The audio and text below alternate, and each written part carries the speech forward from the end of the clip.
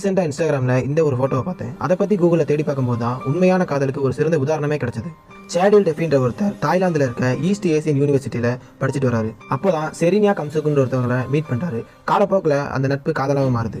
இவங்க 2 பேரும் பல வருடமா காதலிச்சு வந்துட்டு இருந்திருக்காங்க. கம்சுக் டெஃபி கிட்ட நம்ம எப்போ மேரேஜ் பண்ணிக்கலாம்னு கேட்டப்போ டெஃபி நான் ப்ராமிஸா உன்னதான் மேரேஜ் பண்ணிப்பேன், ஆனா அதுக்கு முதல்ல என்னோட படிப்பு முடியும்னு சொல்லியிருக்காரு. அதுக்கு கம்சுக்கும் ஒத்துக்கிட்டு இருக்காங்க. ஜனவரி 3, 2012 கம்சுக்கு ஒரு பெரிய விபத்து ஒன்று நடக்குது. அதில் பயங்கரமாக அடிபட்டு அவங்கள ஹாஸ்பிட்டலில் அட்மிட் பண்ணுறாங்க. ஆனால் ஹாஸ்பிட்டலில் 6 மணி நேரம் கழிச்சு தான் அவங்களுக்கு சிகிச்சை அளிக்கப்பட்டதாக சொல்கிறாங்க. ரொம்பவே காலதாமதம் ஆகிட்டனால இந்த சிகிச்சை பலன் இல்லாமல் அவங்க இறந்தும் போயிடுறாங்க. ஜனவரி 4, 2012 அவங்களோட இறுதி ஊர்வலத்தில் செரினியா கம்சுக் மணப்பெண் கோலத்தில் படுக்க வச்சிருந்தாங்க.